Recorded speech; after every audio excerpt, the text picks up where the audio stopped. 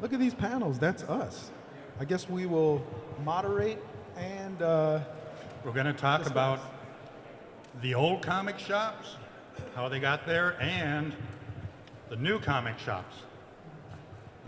ooh, and we don't sell How- digital books. How things have changed over 50 years.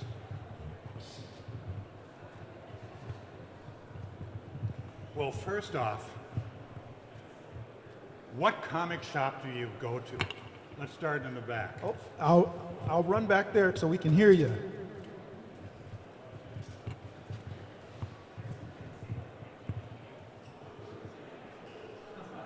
Any on the rare occasion that I can actually reach one. I don't drive. Okay. Do you have a Any favorite comic shop from the past? Vault of Midnight, Ann Arbor, Michigan. Oh, okay. Oh, we got one up here. My favorite comic shops are Mind's Eye Comics and Comics College, Nostalgia Zone. Bill, which one did you go? Of course, the late great Uncle Spen's comic shop. Which morphed into the Source over time. That's right. Anyone else? Comic College. Comic College, yep. Well, real quick, the way that comic shops came into existence, it was back in 1973 was the first comic convention in a union hall in South Minneapolis, which had sprung out of backyard gatherings of comic fans at Dave Meurs's house. And Dave discovered this little mom and pop grocery store about a block and a half from his house, which had a neighboring appliance store, which had become an insurance office, and also had a 3-bedroom house in back. But the guys who founded Comic City back in the spring of '74 just took over the mom and pop grocery store. Now before that, when I was growing up, we had to go to the different neighborhood drugstores to buy comic books. Now, the way that worked, like when I was in grade school, junior high, you would go to my drugstore and there would be 10 copies of Superman, Lois Lane, Jimmy Olsen, 2 copies of Fantastic Four, and a ton of Charlton or Gold Key comics. So if I was the third person there, I didn't get a Marvel comic because Marvel's distribution was so much smaller. So then maybe there was another 2, 3, 4 neighborhood grocery stores or drugstores. So you go around there. As I got to junior high, you went to 8. You went bigger, you went high school, you went to Schindler's downtown finally. But again, the other place that you got comics, you had the 5 and dime stores, the Ben Franklin's or what are considered Walgreens, but they had Dell and Gold Key and classics because those were a little bit more timeless. They could stay on the rack for 3, 4, 5 months. Most comics were on for 1 or 2. A question for you, yeah. Joe. Do you still have any of those comics, and can I buy them? No, I Preferably don't. have them. No, I don't. I don't have any of the comics from my youth. But Oh, it's a tragic story. But the big thing was that when suddenly you discovered, hopped on the bus and you went down to Schindler's, and they had everything, and they had big stacks of everything, and they didn't care if they sold one because they could send it back. The first comic books were periodicals, like all the magazines. The store got them for 20% off. Whatever they didn't sell, they would send back, get the next batch. Now, the first comic book store, Comic City, suddenly discovered that a guy named Phil Suling was going to distribute comic books, and you would get them 2 weeks before they would go on sale on the newsstand. The pain was you had to pay for them in advance, but you got them for 40, 45, 50% off. So Comic City decided we're going to be in Uptown. Uptown was a dive area. Rent was cheap, was a block and a half from Dave's house. It was like, oh, my friends are making a clubhouse that I'm going to get to go to. And Comic City was 10 minutes from downtown Minneapolis. Hennepin Avenue bus ran every 10 minutes. Everyone took the bus. You lived in Anoka, you lived in White Bear Lake, you lived in Apple or Bloomington or anywhere, you go downtown. You hop a Hennepin Avenue bus, you go to Comic City, you get back downtown in 30 or 40 minutes, and you get to go home. Now, Comic City was going to have comics for sale for 3, 4, 5 months behind that stack. You know, because when you were buying them for 50% off, that was pretty cheap. Still not enough to run a business. You would have to sell 200 comic books a day to unlock the door and to pay an employee or yourself. But Question real Yeah. quick. At that time, could you guys still return comics? no, you could not return any of those that I you bought just- for 50%. Just wanted to point it But out. the strength of Comic City was that this brought you in to buy back issues for $1, $3, $5, $10, and maybe that occasional $50, $100 comic book, you know. And when you were going around to yard sales and that, you were buying comics for a nickel or 2 cents or whatever that was showing up. So that was the foundation of creating a comic store. Then from Comic City, people suddenly discovered that, I'm meeting my friends here from the neighborhood. Oh, there's 4 or 5 here. Maybe I'll start a comic book store. My friends will come in and buy enough comics so I don't have to pay money for my collection. And the joy of having a storefront was people would bring you comic books. You didn't have to meet them in a parking lot, you know, you didn't have to meet them in a back alley or go to their house or anything. Everyone who ever opened a comic book store always dreamed that that person would be coming in with a stack of comics with an action number 1 in there, that they would sit there and go, $100, $10, whatever, you know. You didn't find yours? Nope, No, I'm just kidding. Nope. I didn't get one either. never had an action number 1 walk in the door. Oh, you got a question out here? Yeah. How about Amazing Fantasy? Which one? How about Amazing Fantasy? Did you ever get that? They would pick them up because you would go to yard sales and things like that. The only way that you got old comics in the old days, there was a couple stores. There was Nicola Bookstore, which was a subsidiary of Midway Book, and there was Art Souls in Northeast Minneapolis, and they were both used booksellers, you know. And the first comic books were actually, you know, in baggies, or they were 10 cents each in a box in a changing room closet and whatever. Then they discovered that they could get 50 cents or whatever, and they put them in just a baggie and that. And it was still kind of unorganized. If you wanted old comics, you might find them at the science fiction convention, which started in '68, which then morphed into a division between comics and science fiction in 1973. Comic fans didn't want to pay $15 to go to a convention, you know, where people are running around science fiction, and the dealers were mad that no comic fans were coming in. So the science fiction people said, the dealer's room is free, but comic fans, you can't still come through that door and join us, you know. And that was how comic conventions, in a sense, began. But other stores started. Schindler started carrying old comic books. They started getting them, you know, for 50% off and everything. We had the big major boom, comic book stores in every neighborhood. We started having from 100 people at the first convention to 1,000 people in the late 70s to, you know, 3,000, 4,000, 5,000 here as of, you know, before COVID. Okay, So, had some other folks join us here. Real quick on the timeline. yeah, Comic City. Comic City.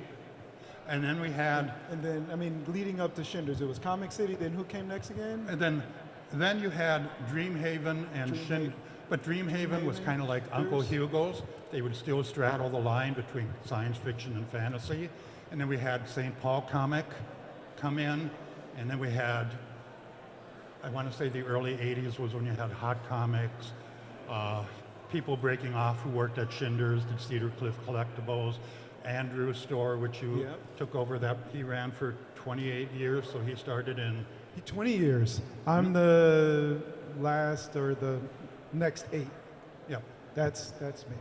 Yeah, so there was a big boom going in the early 80s, all the way up through the death of Superman. Things started to shrink down here as we got to 2000. And So that was the purpose of the original comic book store, was to sell old comic books. And they use new, and an unsold new comic would become an old comic.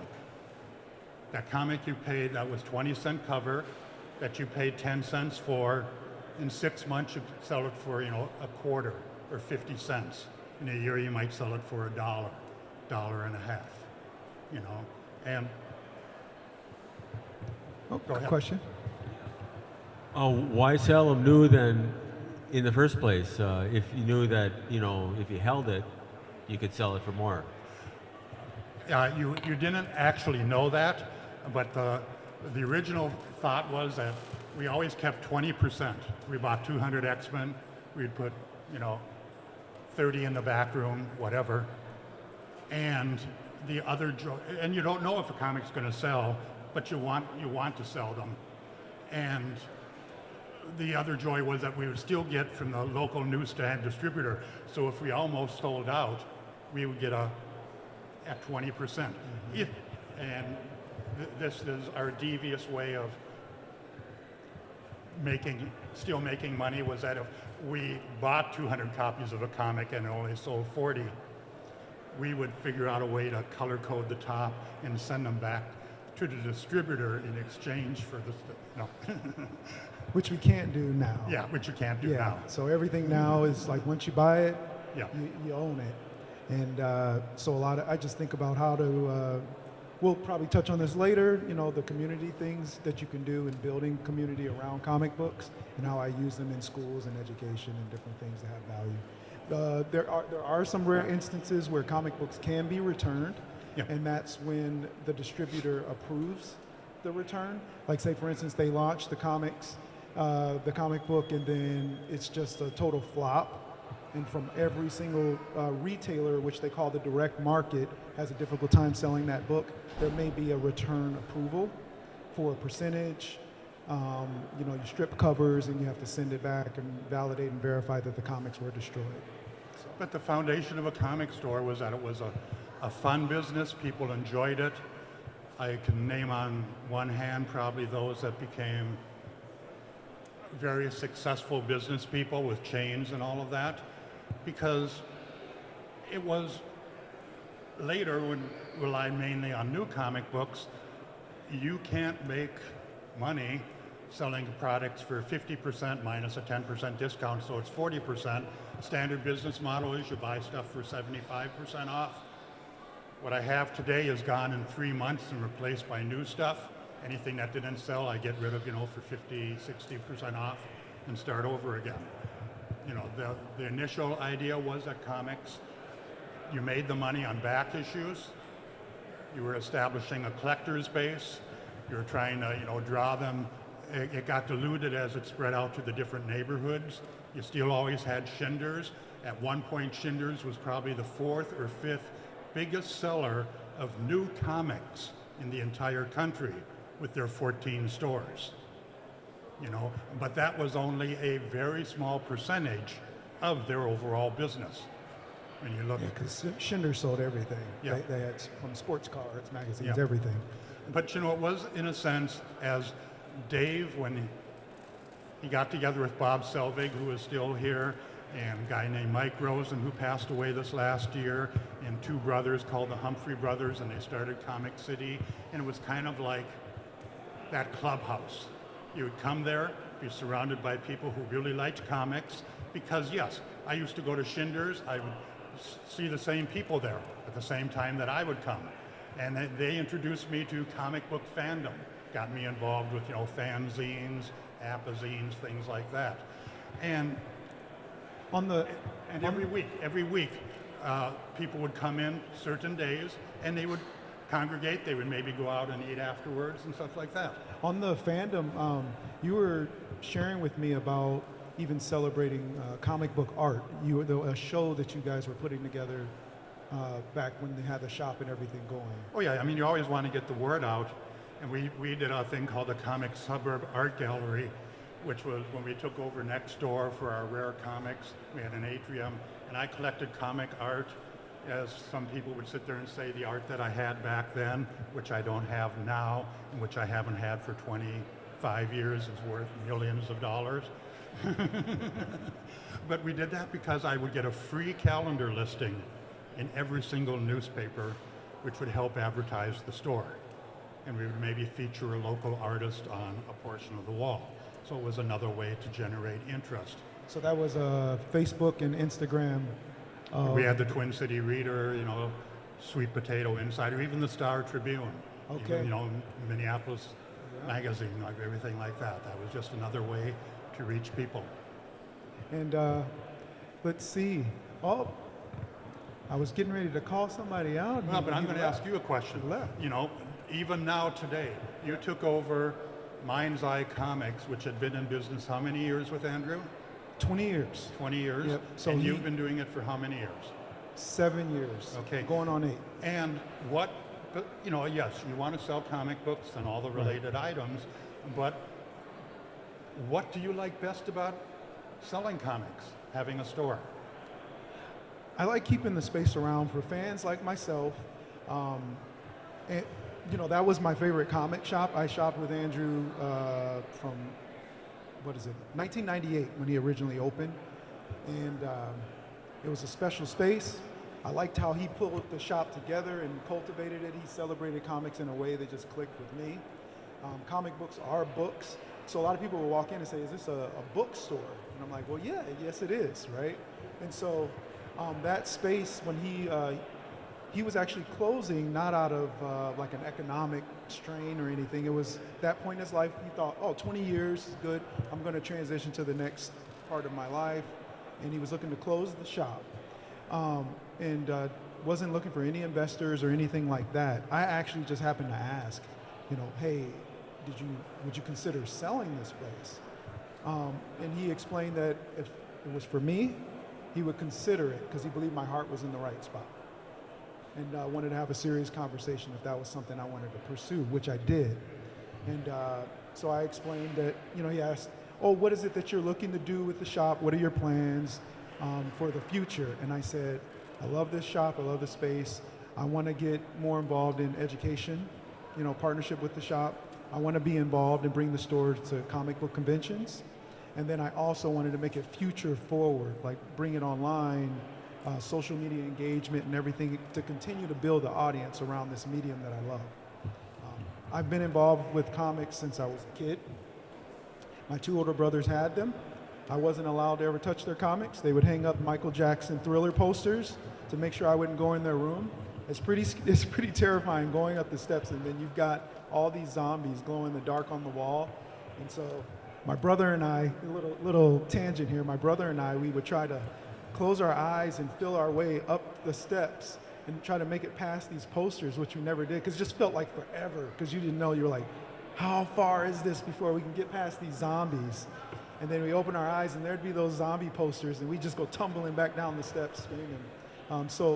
But my desire and love for them, you know, when I saw the color on the page and the images and the action, you know, movements and just seeing all the different characters, you know, just saving the day or whatever it was that they did in a dynamic way just clicked with me.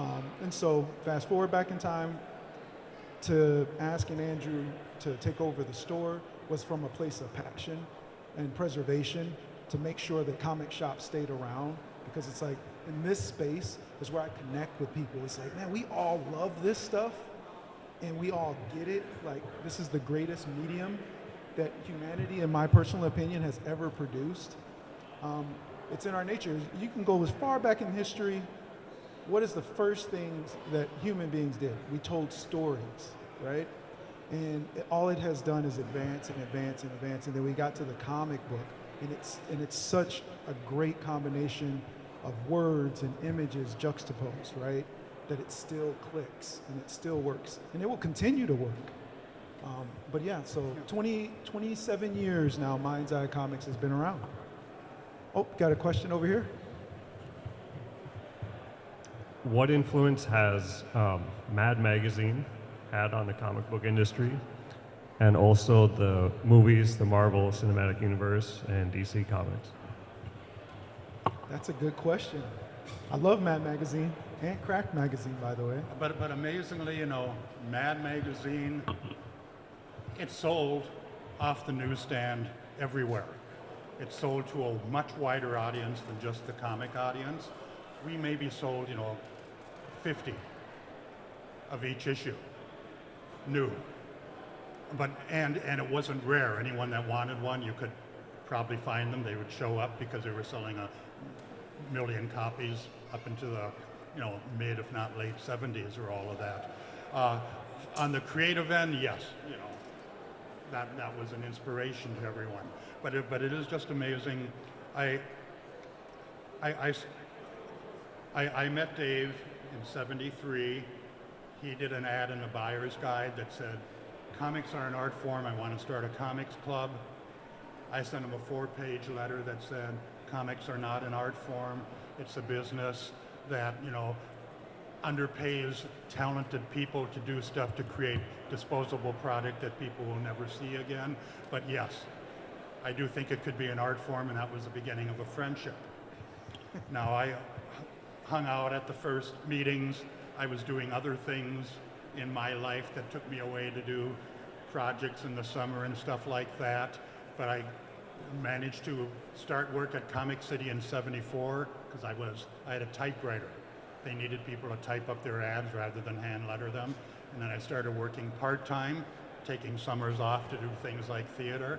And I worked off and on for them from '74 to '79. I came back in '82 to '84 as a co-owner. And then I came back to Comic Book College, which we consider an extension of Comic City since people involved with Comic College were owners of Comic City at one time. I came back and worked there starting in '94 and then broke off the Nostalgia Zone with Chris, retiring in 2002. But Can we? Go ahead. yeah, but also with Dave. Dave did the first comic conventions, which were again at Sheet Metal Workers Hall. He did '73, '74, '75. Dave loved comics as reading them, enjoying them. He loved panels. He loved art shows. We had a movie program back then, but everyone just wanted to buy and sell comics. So he quit doing it. Someone else did it in '76. They didn't pay the hotel. I came back, decided, hey, we need a Comic-Con. I did it in '77 in a place called the Hotel Dykeman, which was a total dive. And then made money, got together with Dave and said, Dave, I'll do all the whatever and you do the programming. And we did them from '78 to '83, film programs at night or TV rooms, you know, more guests, panels. But then we couldn't get hotels. Again, we did them in downtown Minneapolis. Everyone took the bus back then, you know, so you could easily get to the conventions. We also we're both married. We started having kids, you know, and the hotels would rather have a food function, which would be a wedding or a big meeting, than us to take their rooms for the whole entire weekend. And, you know, comic conventions continued in '84. A fellow named Frank Schiffer did them at the Holiday Inn. John Annunziata at St. Paul Comic did them actually from '83 to '87 at the Prom, which was right across from the store in downtown St. Paul. And then Dave decided to do a couple shows in Calhoun Square, which were mainly artist-oriented. And a bunch of the guys who founded the MNCBA went to that and thought, we want to try and do a comic convention, which morphed into this over, you know, the past 30 years. Right. Speaking of MNCBA, how many people in here have been attending this show since the Thunderbird Hotel? Oh, look at that, man. Yep, this was my first comic convention ever attending. And yeah. Right. Here's one of the original folks and original volunteers. Yeah. Can you talk about your involvement with Overstreet? Yeah, I'll talk about that. I mean, because you've got like two different generations with involvement with that. But before, there was one thing I did want to mention about Mad Magazine and how they tied into film and everything. I honestly feel that Mad Magazine and Crack Magazine, which was the rival, really started the whole connection to film and television that really started to turn Hollywood's perspective and shine a light on comic books as a whole in comic shops, because that was another way that audiences could connect to these films and different things. So it started from within the shop, you know, people buying these books, and they're like, wow, we're selling, you know, parodies off of, you know, popular television. And so now we've reached an era where they're utilizing our space to source material.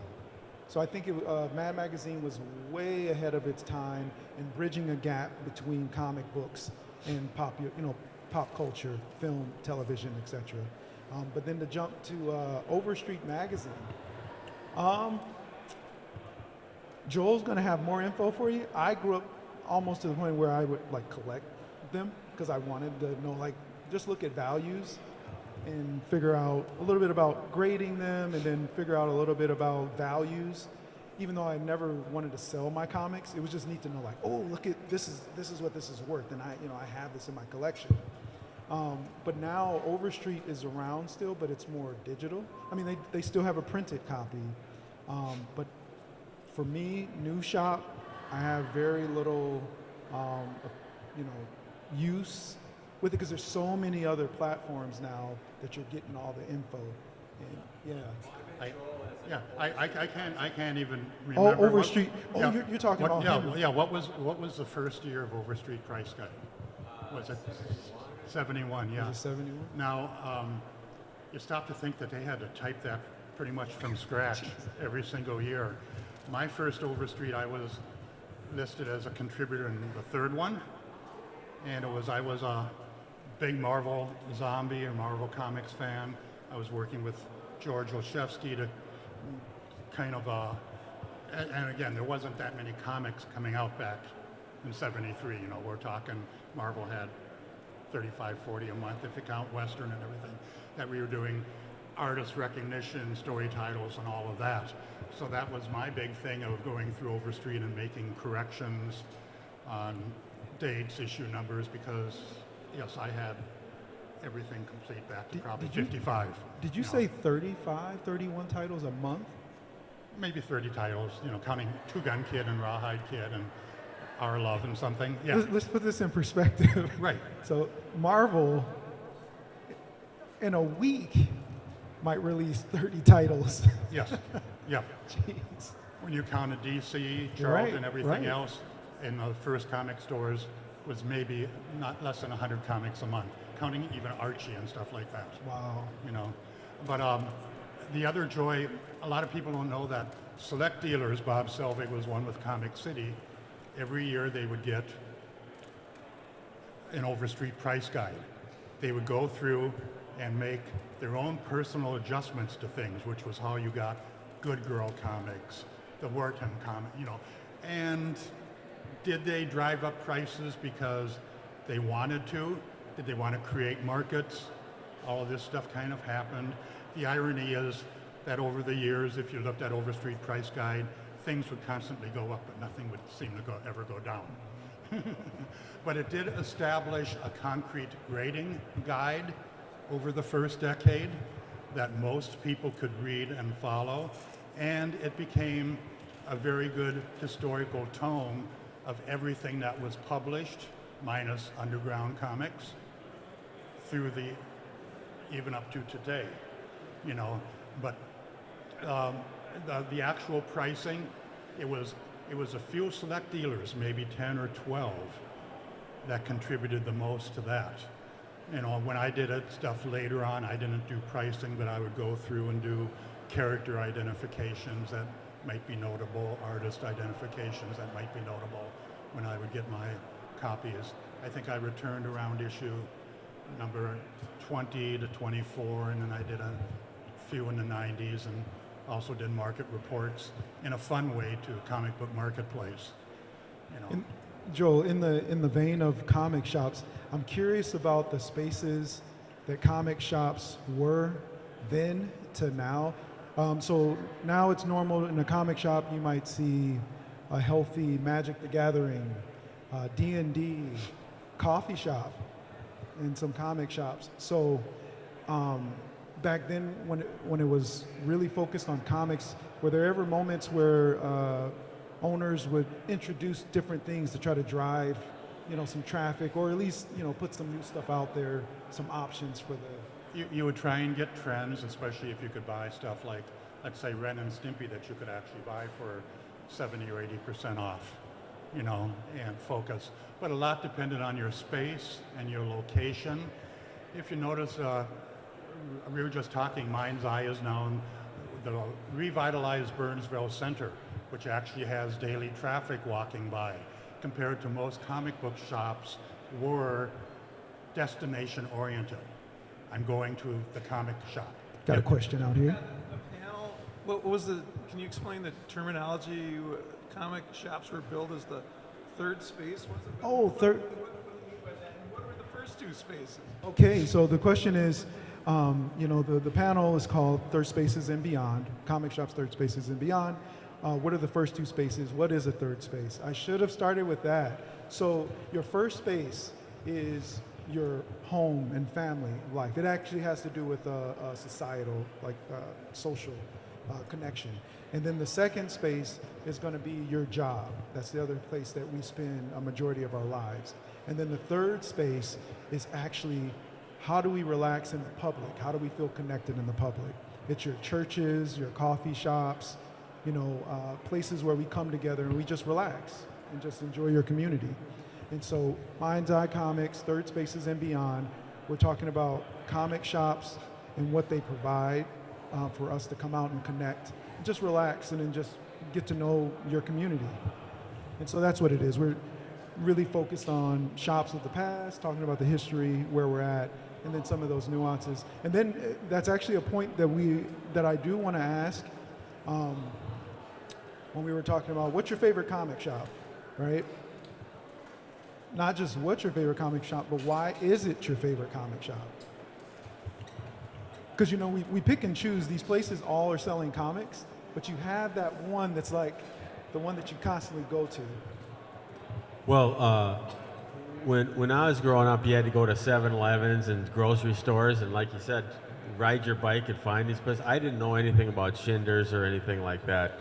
My parents wouldn't take me to downtown anything, but I was in White Bear. But in the 90s, I started having kids and wondering, about getting comics again, and I saw Joel in the price guide, in the Overstreet price guide, and I was like, oh, there's comic shops that you can buy comics, and I went to the Nostalgia Zone, and I'd go at times of the day where no one was there, and so Joel taught me everything I knew about comics. He, God bless him, he was working and probably, trying to get stuff done, but I had questions, and he told me about the Silver Surfer and all, the history of it and the artist and who was the best artist on this and that, and I have Hulk #1 because he told me that would be hard to find,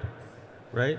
And so I came to one of these conventions in the 90s, and it was a low-grade copy of it for like $300, and I grabbed it on his advice that if I didn't get Hulk #1 then, that I might never ever be able to afford one, and so I learned a lot. And Joel was just like he is now, just a fount of information and so friendly, and I really appreciated having that time in the 90s to learn about comics. Well, thank you. The joy of a comic book store. Again, I never got into comics, believe it or not, for money, because I always enjoyed them. Yes, when something would suddenly be worth money, and let's say that my wife wanted a expensive glass door for the house, and it's like, oh, well, I guess I could sell these and pay for that. I did it, and I accumulated stuff. Dave, my good friend, he accumulated a ton of stuff. He didn't care what the condition was. and he would pass it on to other people. He would always show up with a bag of comics and just hand them out to people. Yes, I collected, you know, my collection paid for my University of Minnesota. In 1970, it paid for my down payment on a house. It paid for my divorce. There's no divorces in comics. No, Yeah, you know, but what I especially loved working in a comic book store was that I would see everything when it came in, be it new comics or when it went out. And happily, most everything that was in the store at the time I would have looked at some point. Yes, that became mind-boggling as we got closer to 2000 or in the late 90s and that. But again, I got a question for you. I mean, does anybody else have a question at all for Joel? Yep, before I ask. How has social media influenced local sellers? Ooh. I'm still, forgive me, I'm still amazed that comics have continued to sustain itself as a back issue market, and actually as, you know, I shake my head, you know, when a comic sells for $1 million. Because Fantastic Four #1 is not rare. 9.8, 9.9, yes, maybe. Amazing Fantasy 15 is not rare. Action #1, there's still 3 floating around the Twin Cities that have been in people's collections of people that are older than me. We had 3. There's still 3 in town that I could identify. Wow. There was probably, you know, 5 or 6 within the last decade. Comic fans hang on to stuff. You know, they don't think about selling. There's a guy who's been around since the first show, and I keep telling him, you know, you're a bit older than me. Get rid of 80% of your comics. Take that money and buy Superman #1, which you've always wanted. You know. Right. But you know, but they still go, and he keeps buying every DC, and he keeps going, and it's like he did tell me he's going to quit at age 75 and then try and figure out a decision then or whatever. But you know, it was part of the collecting. It was part of, you know, it's sharing information. It is studying it as an art form. Again, Dave's big thing was that he was trying to identify all the different artists that appeared. That we forget that at one convention in '78, a little guy came up with a Colonel Sanders beard and white hair, and he said, "I'm C.C. Beck." This is the guy who created Captain Marvel. But now when you think about Captain Marvel was created in Robbinsdale. C.C. Beck was from Zambroda. Every year he came to the Twin Cities because his brother still lived on the River Road. And boy, he was happy when we would pay for his airfare to come up here. Every time for the comic convention, he would come up a day early, and he just loved going to the Jolly Troll buffet. Just got a kick out of all those gnomes that they had. And then he would sit around and play his ukulele and whatever. One time he came, another time on his own dollar during the summer, and he brought along balsa wood weapons and dollhouse furniture, which was what he was doing in his retirement for his grandkids. And we were at Dave's house, and everyone was posing with swords, and I still have the mutineer's gun, you know, which has like 5 barrels coming out that he made out of, you know, balsa wood. You would discover that Dan Jurgens, you know, is from the Twin Cities. But before that, Kurt Swan was a Minnesota artist. Right. Al Plastino, who was a Superman artist, had ties. Wally Wood went to West High School, grew up on the Iron Range. You know, we had a variety of Ward Kimball, one of the Disney 7 guys who had a full-size train in his backyard. You know, Minnesota's pumping Jiminy out the Cricket, artists. Jiminy Cricket, That's whatever. crazy. You know, and a lot of these things are, if you go on Facebook, David Murray's Memorial, type in those 3 words, and I put a lot of stuff up there regarding the history of comics in Minnesota, be it artists, conventions, everything else. But you know, there was a love of comics, but how social media has changed it. It connects. I think It connects a lot of more, yeah. people, but I I don't know the way that we can get new, younger people involved. I'm amazed at how it's sustained by people Yeah. of your generation and whatever. I never thought that things would monetarily would be as outrageous as they all are now, considering that 80% of the comics in here you can't even give away, probably. Right. You And know, Joel, 'cause- Joel, yeah. as we're coming to our last 3 minutes here, there's a thing I do want to point out on the social media and how it's been moving and how it's been growing. So along the lines of the third spaces, there's an opportunity for every comic shop owner to do stuff to continue to grow the community. In Burnsville, through my education partnerships, I've fostered a graphic novel course at the high school. So high school students now get an English Lit credit for reading graphic novels and studying about the medium. And so that's exactly how you do it. You get it into the school, and because it is a valid vessel for education. And so everybody's loving it and enjoying it, and you just continue to build a community for the future. And real quick, you know, the social media aspect is the best comics are not superhero comics. It's people producing stuff, and now they have a low-cost way to get it out there. Right. They may get only 10 people to see it this month, 50 people in the next 3 years. Maybe if they keep creating, they create a bigger, larger audience.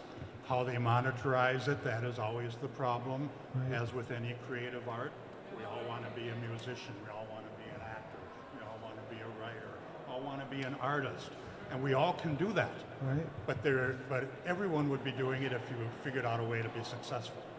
You know, the comics through publishing, again, when I wrote Dave that letter way back when, they care about creating something that people sell, that they can put a profit in their own thing. They want to license it to a movie and whatever. I have never seen an uptick because of a Superman movie or a Batman movie. And it always was frustrating that even on the level of comic stores, just to get them to say, let's set up a table at Batman for the first couple weeks. Let's hand out free Batman comic books with a flyer or whatever. What still frustrates me, I was just talking with someone about comic stores. I remember Schindler's didn't want to come to our comic book convention because they were mad that we were taking customers and sending them to other stores. But I would tell Schindler's, what you do is you take a table, you cover it with flyers with a 4-point coupon, come in this week for 20% off, next week buy the old comics for 20, whatever. Have someone in a superhero costume stand behind handing out the flyers. Even here, half-price books. They should be handing out a coupon telling people to come to their friggin' store to buy stuff that they have to sell more than what they're just selling here. Right. But even, you know, you have an ad in the Yep, I and have with an ad. coupon and that stuff. But, you know, comic stores haven't figured out a way overall to publicize. I was telling Eric here that back in the Comic City days, you used to print up stickers and put them on junk general audience comics, which were still in good condition, and we would distribute them to the neighborhood dentist and doctor's offices that kids could take home. Old as a way to idea hopefully get that I'm taking kids today. from the neighborhood to come into the store, you know? And it was simple, It's a great idea. yeah. It's great. You know, besides whatever you do with fundraising and that. But the biggest thing on social media is we have to go beyond the superhero comic, which is the foundation of comic book stores. Big Brain kind of broke away from that, the comic conventions as a whole, and realize that it is sequential art, it's storytelling, it's telling a story, it's expressing yourself through artistic talents and ways, and we have to try and support as much as we can, you know, the next generations of creative talent. And with that, you guys, thank you. You've all been a wonderful audience. Thank you, Joel. And we'll be in touch. I want to continue talking with you about all that good history. Got some ideas and things brewing with this guy, with everything he knows and all that history. So stay tuned for that. I'm not letting you slip away yet. But, and again, you know, we're thanks. talking about comic stores. I thank you for your comments. As I was talking with Eric, I was sitting there saying that the best way you can run a comic book store, and it is hard. It's hard doing anything in sales because maybe you don't feel that great in the morning, but you want to treat those customers the exact same way that you want to be treated if you were that customer. Exactly. Thank you guys. Appreciate it.